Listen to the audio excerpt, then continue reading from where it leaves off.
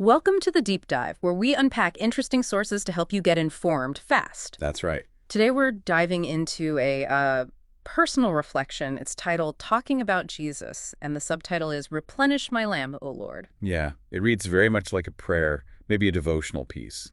Quite personal. It does, and our mission today is really to explore the feelings, the desires, and some really powerful metaphors this text uses. Right. Metaphors about spiritual energy, purpose, resilience, that sort of thing. We want to see what insights it offers, wherever you're coming from personally. Okay, so let's get into it. Let's unpack this text. It kicks off with this urgent plea. It uses the analogy of the wise virgins. That parable about being prepared. Exactly, needing divine oil to keep their lamps burning. There's a real sense of urgency there. And what's really striking, I think, is the fear behind it.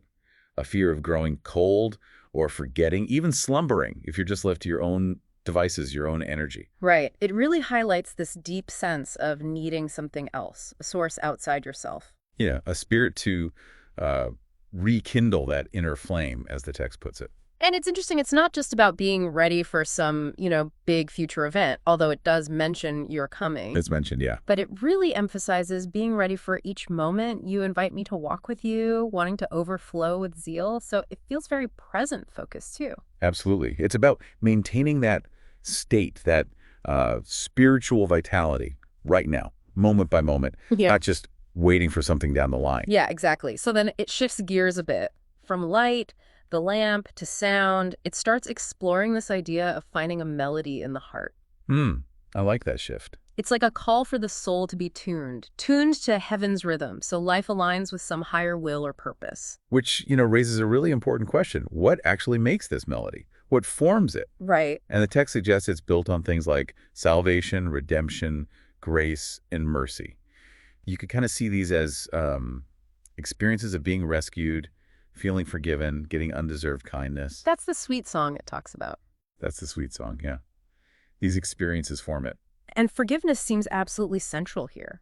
It specifically says forgiveness is why the melody of mercy resounds, even when you feel guilty or, look back at mistakes.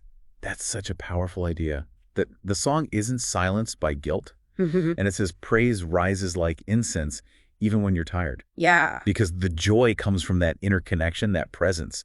Not because everything outside is perfect. The song keeps going, basically, even if you don't feel like singing sometimes. Okay, and here's where it gets really interesting for me. It comes back to being washed in mercy. It acknowledges looking back at sins. It mentions pride, selfishness, a wandering heart. Right, the difficult stuff. But it insists this doesn't lead to being pushed away or rejected. No, quite the opposite in this text's view. It leads to being forgiven, washed clean, and restored. And this act of mercy, something done for the person. Not by them. Exactly, not something they earned. That's presented as the source of the soul's song. So the core song, the main refrain, is the cross and resurrection. That's the heart of it.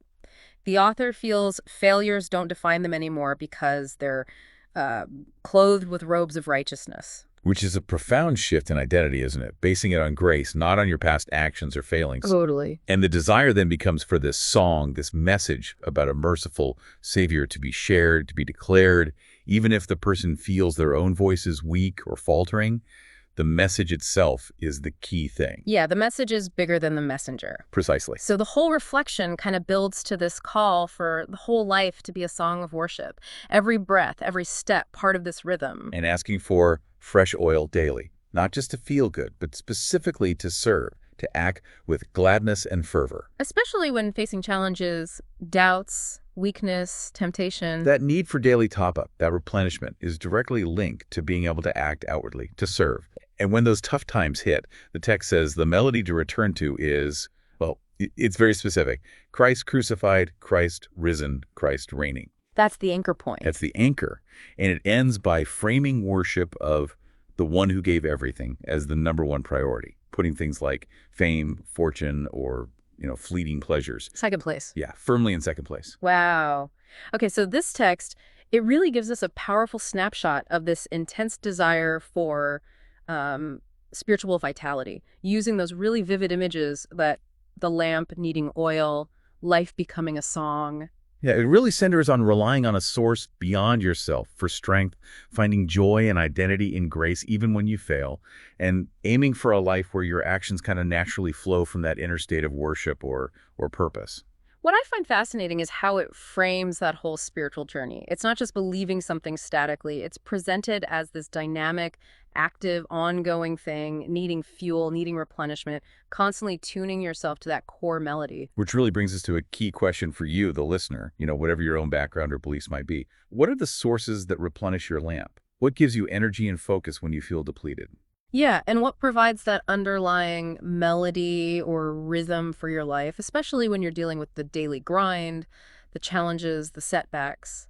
It's something worth thinking about. What keeps your song going, so to speak? Definitely something to reflect on. Think about that as we wrap up this deep dive.